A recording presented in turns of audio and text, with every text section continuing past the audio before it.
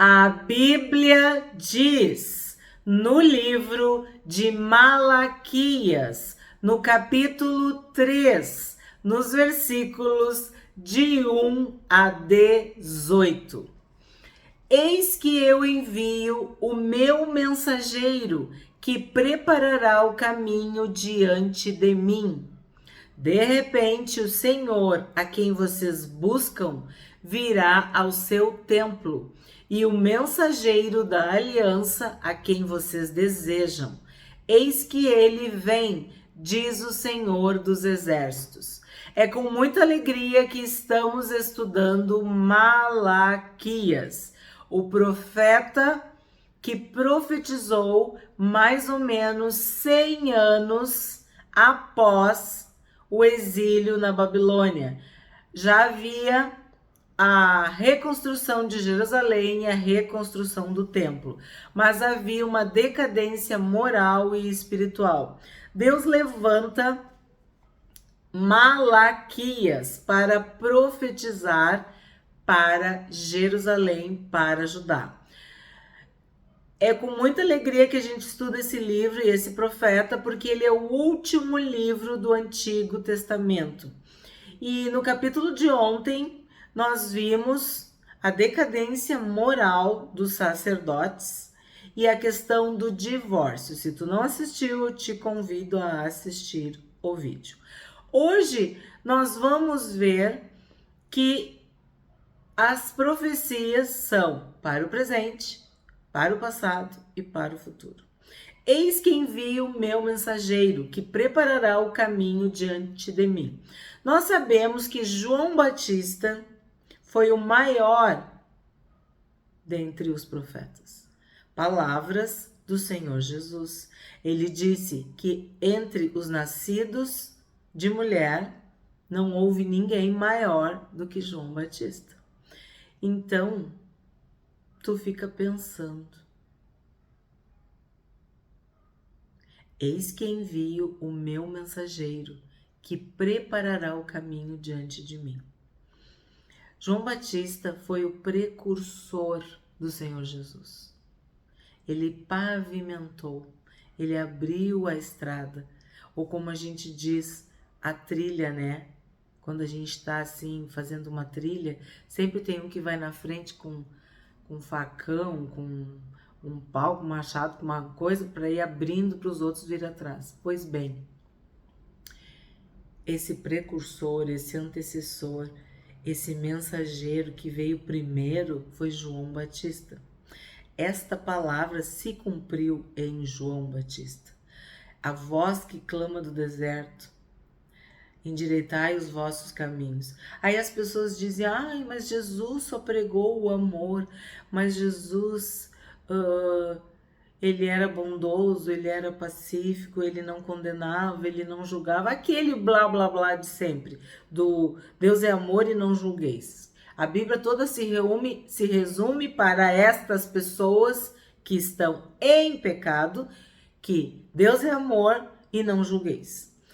E isso, já tem vídeo no canal, né? A gente já tem estudado sobre isso. Não resume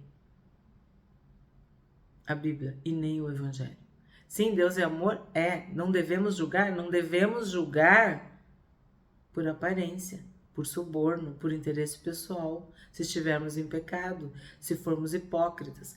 Mas João Batista não só julgava, quanto condenava, profetizava, metia o dedo na cara até de Herodes. E aí, por isso, Jesus não precisou se estressar, porque o caminho já estava preparado. Jesus, ele veio mostrar para as ovelhas de Israel de que Deus era Pai. Ele veio mostrar que sacrifícios, rituais e toda aquela religião não levavam a Deus, não resolviam seus problemas. Filho, teus pecados estão perdoados, mas quem tu pensa que tu é para perdoar pecados? Sim, ele perdoava pecados porque ele era Deus, Jesus. Mas, para que vocês fiquem sabendo, levanta e anda. Então ele fez milagres, ele curou, ele expulsou demônios, tudo Jesus fez. Mas quem veio antes dele preparou o caminho. Arrependei-vos, arrependei-vos. É chegado o reino de Deus. Vocês vão ter que se converter. Vocês vão ter que se emendar. Porque está chegando o Salvador. Está chegando o Senhor. Aquele que eu não sou digno de... Agora eu fiquei confusa. Se amarrar ou desamarrar as sandálias. A correia das suas sandálias.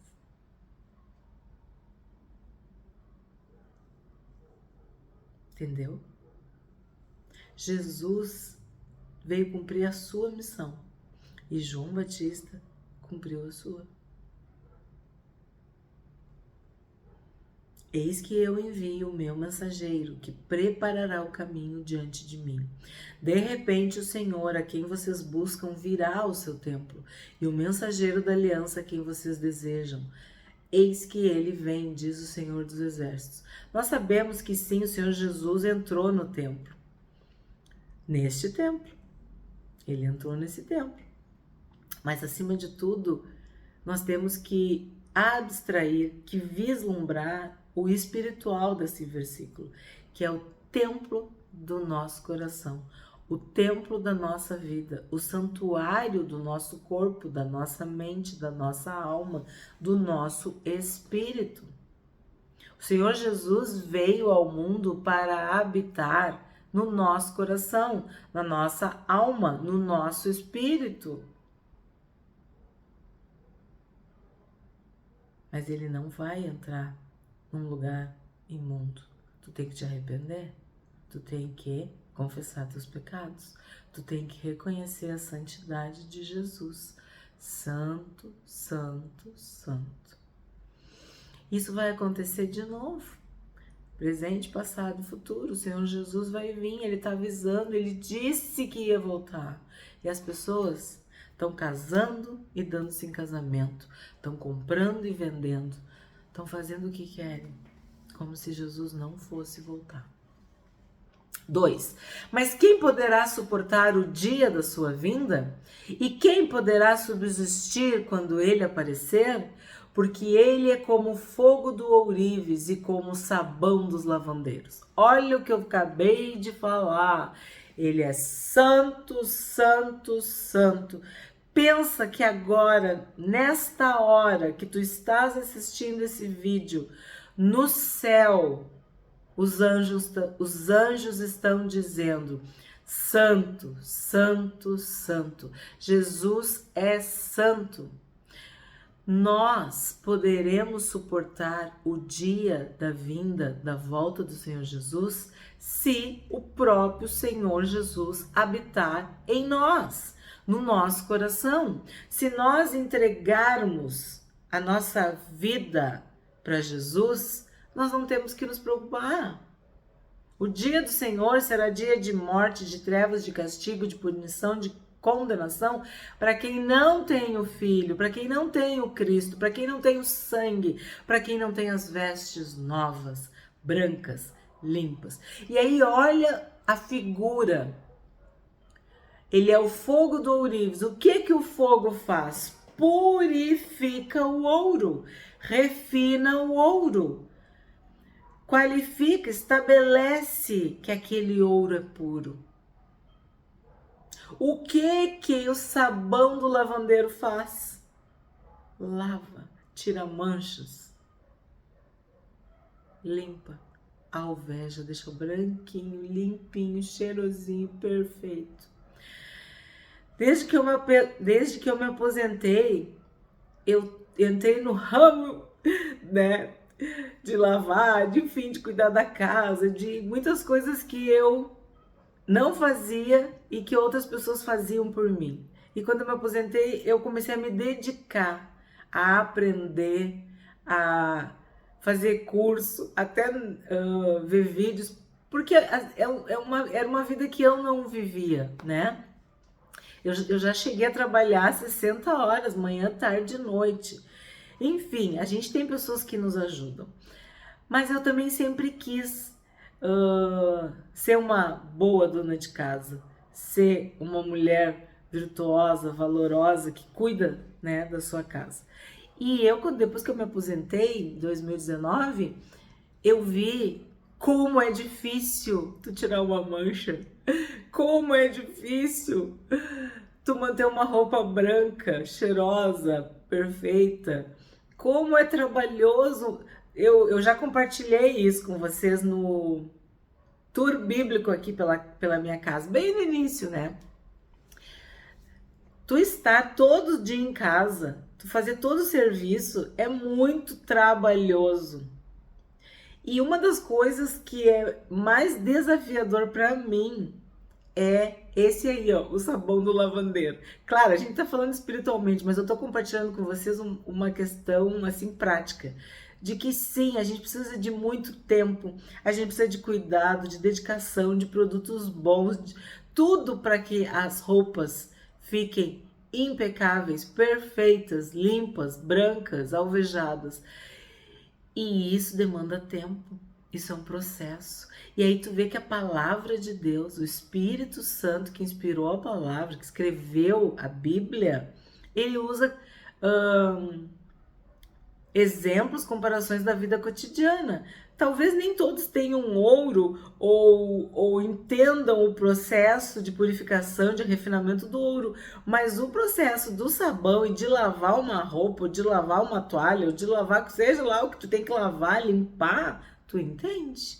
Porque tu entende quando ela tá suja e tu entende quando ela tá mal lavada, né? Encardida, fedida, manchada, pingada, sei lá. E Deus está falando que isso é na nossa vida espiritual. Tu sabe quando tá tudo bem, quando as roupas estão brancas espiritualmente. Porque o Senhor Jesus em Apocalipse disse que quem é essa multidão de santos,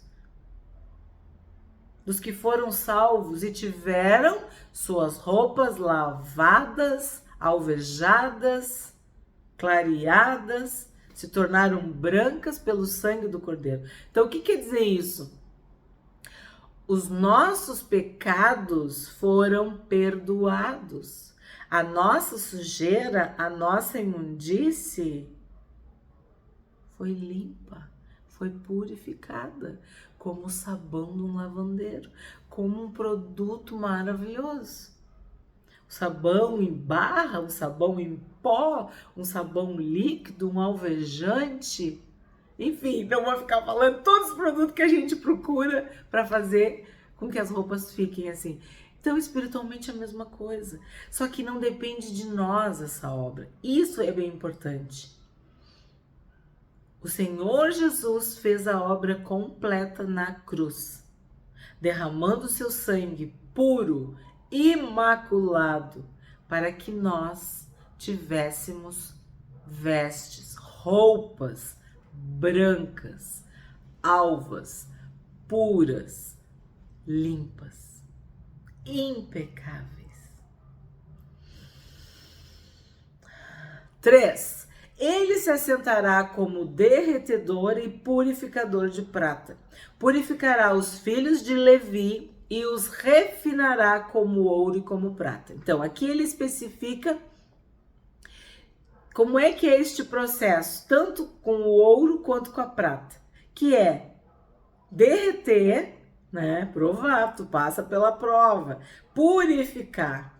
E fala dos sacerdotes que a gente viu no outro capítulo, os filhos de Levi. E refinará como ouro e como prata.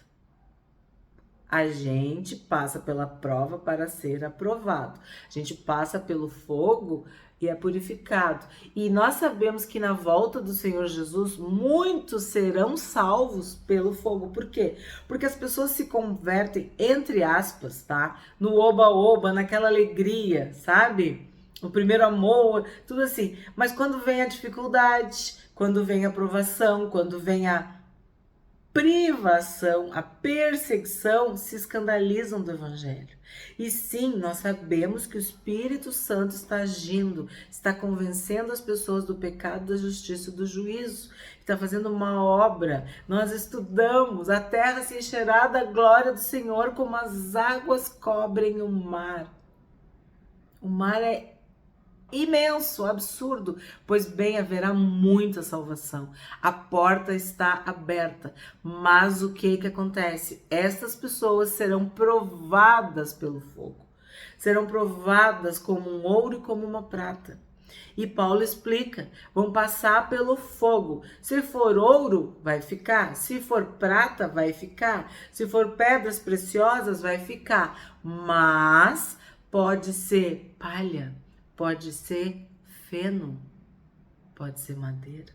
Sabe fogo de palha? Não tem essa expressão? Pois então, existem pessoas que se convertem e acham que a vida cristã é cor-de-rosa, é só ir num show gospel e louvar por 2, 3 horas.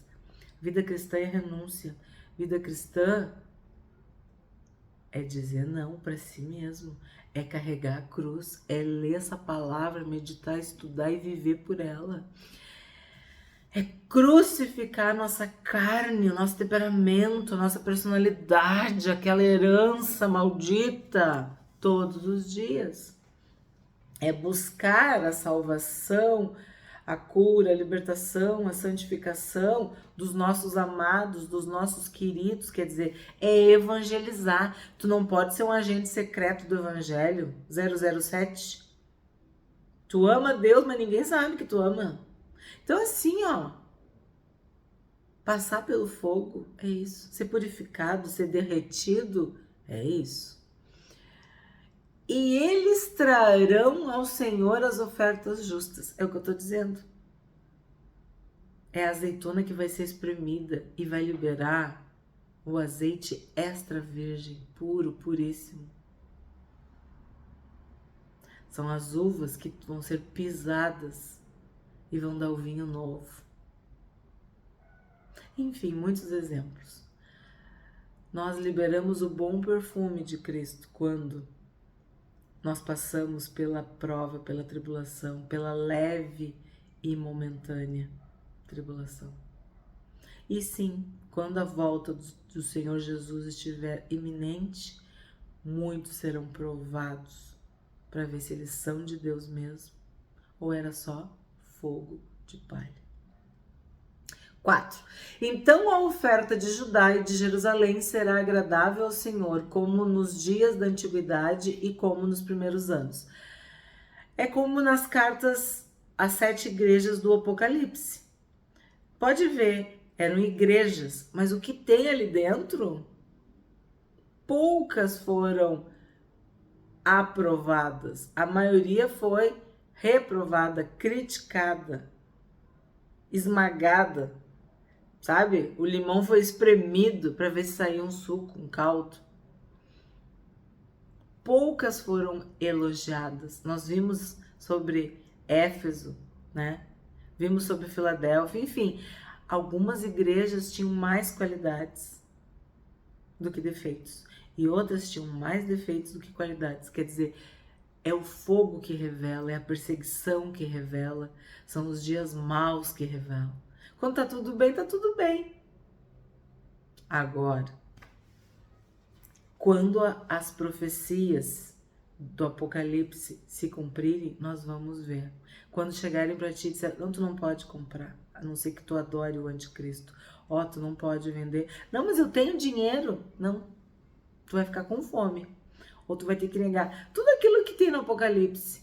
Que as pessoas não acreditam, elas acham que não vai acontecer. Já está acontecendo. Tem lugares que não aceitam mais dinheiro, que não aceitam que esse compre, que aquele compre, que o crédito é aprovado ou reprovado conforme critérios muito subjetivos. Muitas coisas já estão se encaminhando para o fim e para o cumprimento das profecias. Então a gente tem que ficar bem atento. Paulo diz, aquele que compra como se não comprasse, aquele que casa como se não casasse, aquele que chora como se não chorasse. Não te apega. O Senhor Jesus vai voltar e vai te levar daqui. E olha a mulher de Ló, mesmo vendo a destruição de Sodoma e Gomorra, o coração dela estava lá e ela ficou no meio do caminho. Aí é que fala que aqueles que forem aprovados depois desta provação, desta tribulação, eles vão liberar uma oferta agradável ao Senhor. Eles vão apresentar um sacrifício de louvor, né? Algo que agrada a Deus, como nos primeiros anos, como na antiguidade. Claro, especificamente Judá e Jerusalém, que a gente estudou, mas cabe para cada um de nós. Isso tem a ver com as nossas vidas também. 5. Virei até vocês para juízo, terei pressa em testemunhar contra os feiticeiros. Pega a tua Bíblia, se tu não abriu ainda até agora, pega uma caneta, pega um lápis, se tu tá acompanhando no teu celular, olha o que tá escrito aqui, tá? Por favor. Terei pressa em testemunhar contra os feiticeiros, contra os adúlteros, contra os que juram falsamente, contra os que oprimem os trabalhadores, as viúvas, os órfãos, torcem o direito dos estrangeiros e não me temem. Na verdade, eu separei os órfãos das viúvas ali, né? Mas órfãos e viúvas tá junto, então são 7, tá? E não me temem, diz o Senhor dos Exércitos. O que acontece? A Bíblia tá cheia de listas de pecados e de pecadores e de pessoas que fazem coisas que Deus odeia, abomina, reprova, odeia, detesta. E nos dias em que nós vivemos, está ocorrendo um processo que eles dizem que é passar pano, né? Tipo assim, ó, não é bem assim, não é bem assim, a Bíblia tem que ser reescrita, a Bíblia tem que ser atualizada, não é bem assim, não é bem assim. Então, aqui, se tu tá acompanhando, se tu leu, se tu fez o que eu disse, pegou uma caneta, um lápis, sublinhou, se tu tá lendo no teu celular e tu muda de cor e aquilo fica salvo, tu vai te dar conta que para Deus existem sim pecados diferentes de outros pecados. A feitiçaria é abominável para o Senhor.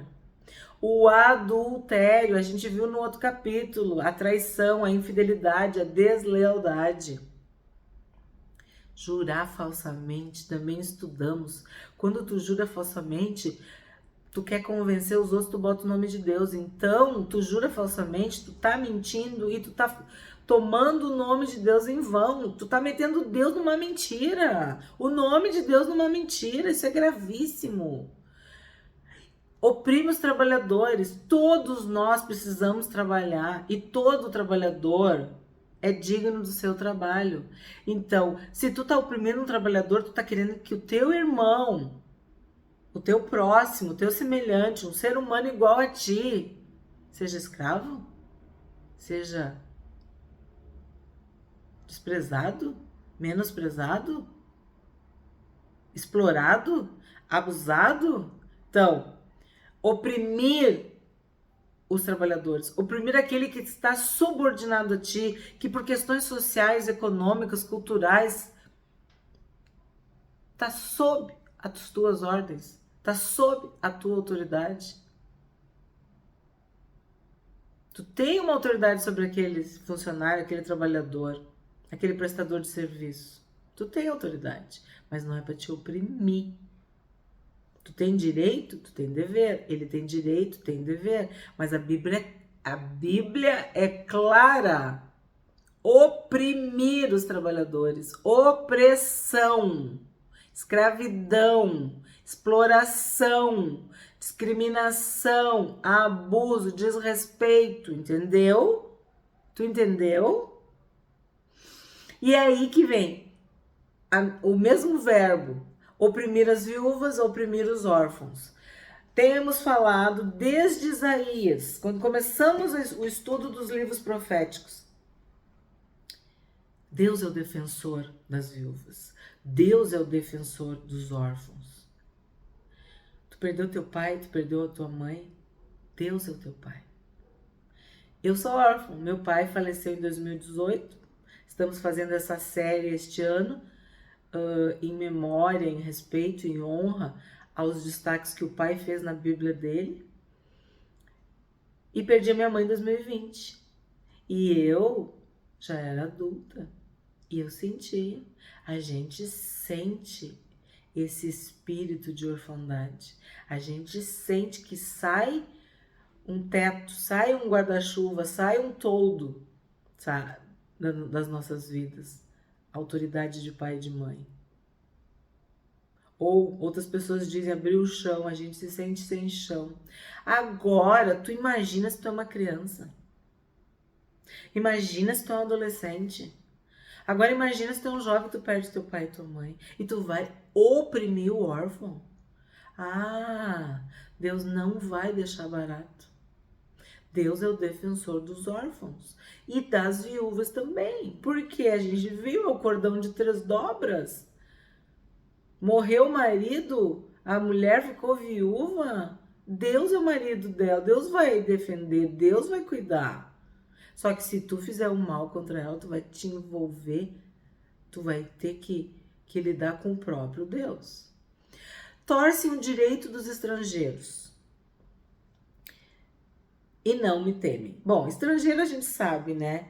Que pode ser por uma guerra, ele tá fugindo de uma guerra, da fome, da peste, de um governo tirano, corrupto, que persegue cristãos, por exemplo.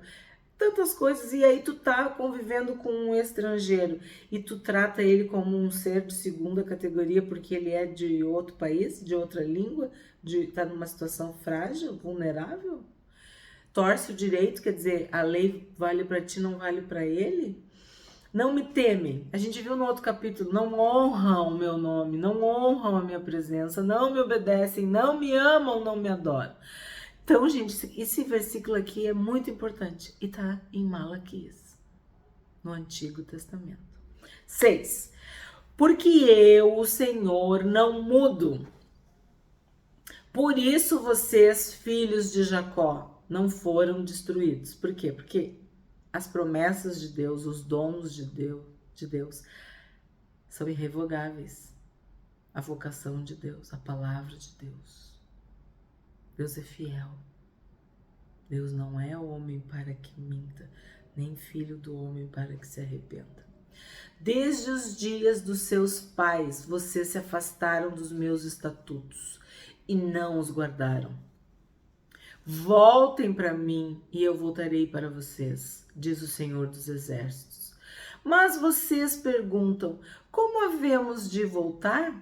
Então, o povo não sabe, tipo, Deus está conversando, Deus está perguntando, Deus está falando, Deus está ensinando e o povo não está entendendo, mas eu não entendo, eu não consigo entender.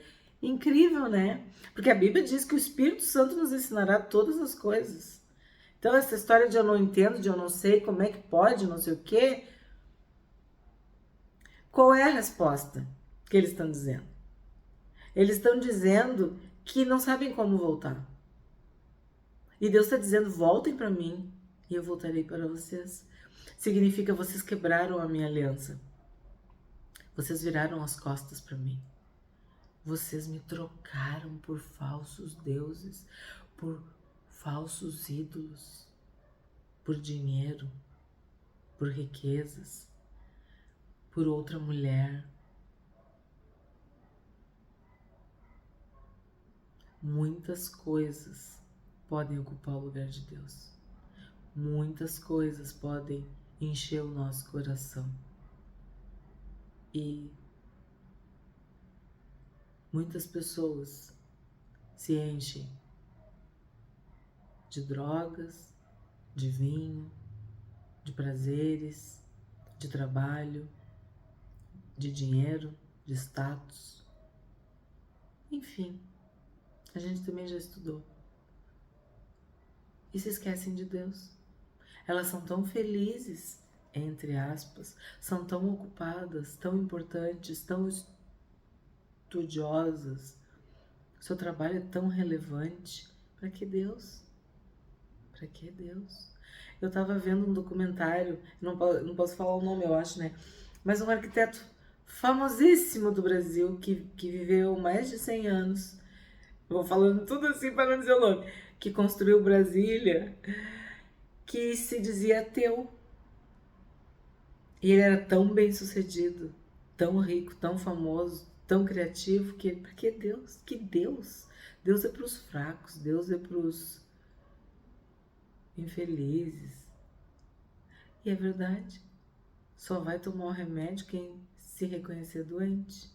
Quem se acha são, não precisa de cura, né? Então é isso que o povo está dizendo. Como havemos de voltar? E aí a gente pode pensar, será que alguma vez eles estiveram juntos? Será que alguma vez eles tiveram um relacionamento verdadeiro com Deus? E Deus está dizendo, vocês, desde os dias dos pais de vocês, vocês se afastaram dos meus estatutos. Então, vocês se desviaram. Vocês me abandonaram. Vocês me trocaram. Tá mais claro do que isso? 8. Será que alguém pode roubar a Deus? Mas vocês estão me roubando e ainda perguntam, em que te roubamos? Nos dízimos e nas ofertas. Aqui vem os versículos ou o versículo pelo qual ou pelos quais Malaquias é mais conhecido. Sobre o dízimo. E tem gente que para não devolver ou entregar o dízimo fala que é do Velho Testamento. E aí tu que tá estudando, tu tá vendo que Novo Testamento, Velho Testamento é uma divisão didática, pedagógica, mas o Deus é o mesmo. As profecias são todas perfeitas, completas. Não tem essa de Velho Testamento e Novo Testamento, ou não sei, o tempo da lei e da graça. Deus se revelava o tempo todo.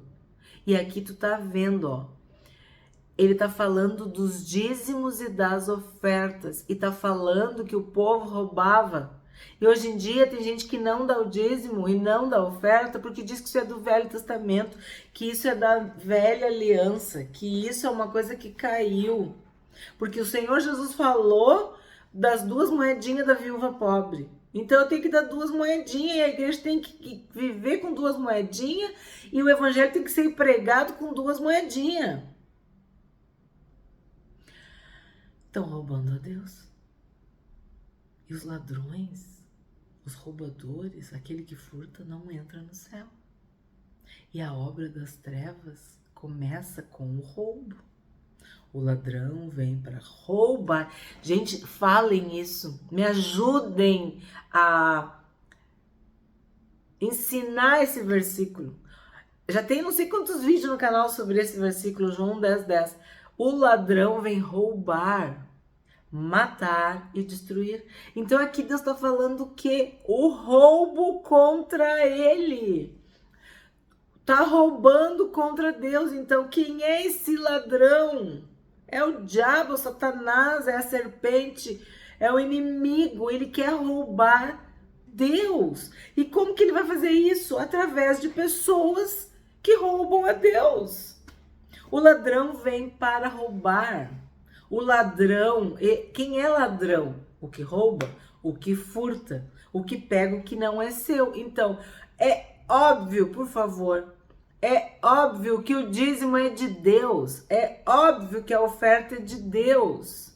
Deus nos empresta, Deus nos abençoa. Eu, quando eu era criança, estudei que nós somos mordomos. Isso chama-se mordomia. Nada é meu, tudo Deus me dá. Deus permite que eu usufrua, Ele me abençoa, mas eu devolvo em gratidão, eu devolvo em fidelidade, em obediência, em temor.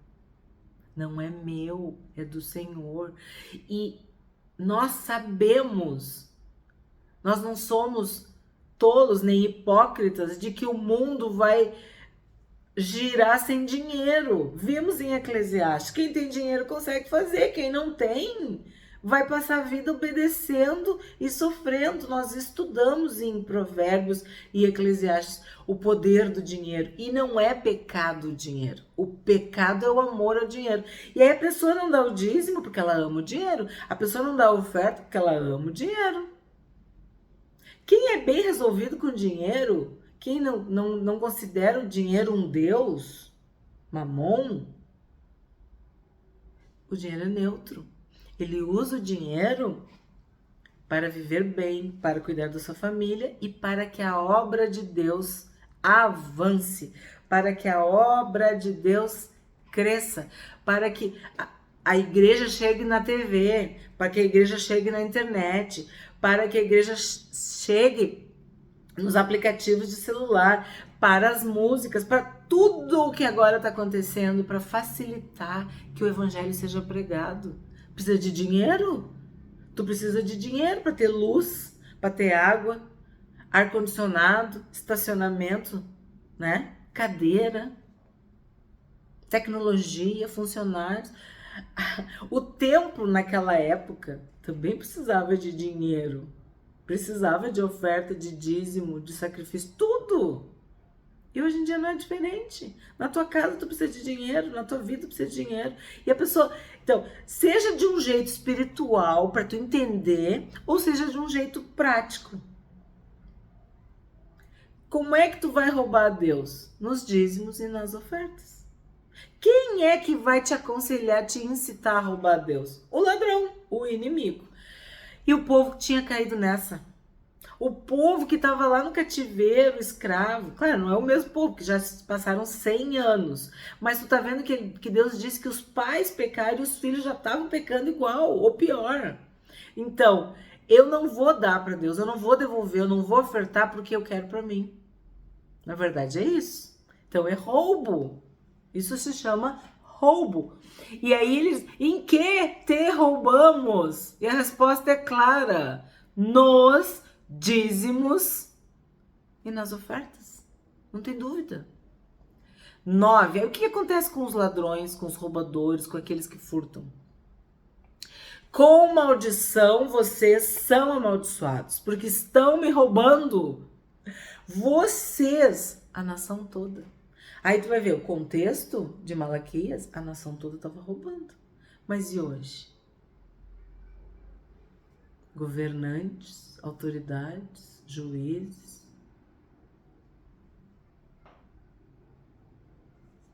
pastores, sacerdotes, todos estão roubando nos dízimos e nas ofertas. E ali fala a nação toda. 10. Esse sim é um dos versículos mais conhecidos de Malaquias. Tragam todos os dízimos à casa do tesouro, para que haja mantimento na minha casa. Ponham-me à prova nisto, diz o Senhor dos Exércitos, se eu não lhes abrir as janelas dos céus e não derramar sobre vocês bênçãos sem medida. Eu, desde os meus 9, eu me batizei com 12 anos, mas desde os meus 9 anos eu fui instruída que se eu ganhasse uma moedinha, né, um dinheirinho, um troquinho, eu tinha que tirar o dízimo daquele dinheirinho, daquela moedinha e levar domingo na igreja. E a gente aprendia, quem é dos antigos, na classe de juniores, né? Que tu tinha que dar a oferta, que tu tinha que dar o dízimo. O que tu ganhou essa semana? Como é que foi? Como é que aconteceu? Tu contava, tu cresce com aquele temor, com aquela obediência, com aquela prática, com aquela gratidão. Aquilo é fidelidade. Deus te abençoa, Deus te abençoa. E aqui tá dizendo, ó, com maldição vocês serão amaldiçoados. Então, estão roubando, vão ser amaldiçoados. Com maldição vocês são amaldiçoados, porque estão me roubando, vocês, a nação toda. Tragam todos os dízimos à casa do tesouro. Então, todos os dízimos. Todos os dízimos. O dízimo quer dizer o quê? 10%. É 10% das tuas plantas? É das tuas maçãs? É das tuas azeitonas? É do teu gado? É do teu salário? É do teu dinheiro? É 10%, tá? E fala todos os dízimos. Então, isso mostra que sempre tu tem que trazer, porque são todos. Não é a metade, não é 90%, é todos os dízimos, né? Se tu ganha por semana, é por semana. Se tu ganha por mês, é por mês. Quando tu tem um provento, um salário, um recurso, tu dá 10%, tá? É dízimo. E aí fala a casa do tesouro. Olha que interessante. Deus está te dando um tesouro? Tu é abençoado? Tu recebe a palavra de Deus? Não tem maior tesouro. A casa do tesouro é o lugar onde tu te alimenta, é o lugar onde tu recebe a provisão de Deus. Isso também. Tem pessoas que estão dando dízimo e não prosperam. Será que tu tá na casa do tesouro? Será que tu tá no lugar onde Deus te colocou? Será que tu tá recebendo de homens e mulheres de Deus? Será que a tua vida espiritual está sendo edificada? Então, a casa do tesouro é o lugar onde tu recebe bênçãos, recebe riqueza, recebe tesouro.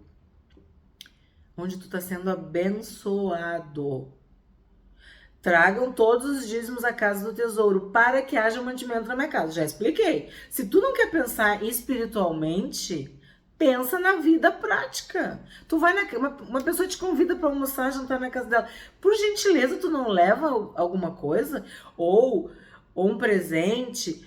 Uma forma de agradecer por aquele convite? Tu vai almoçar, tu vai jantar, tu vai no aniversário, tu não leva o presente, quer dizer, tu não tem essa consciência de levar algo para aquela pessoa que tá te abençoando com um convite, com uma refeição, com um momento, mas na casa de Deus é a mesma coisa. Davi disse, eu não vou chegar na tua presença de mãos vazias. Então isso é muito importante.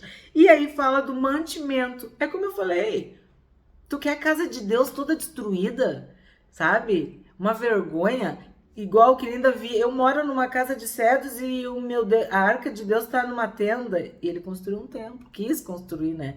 Então, tu mora numa casa maravilhosa, tu tem um carro maravilhoso, tu faz tudo para ti, mas e a casa de Deus? E os teus irmãos? Entendeu?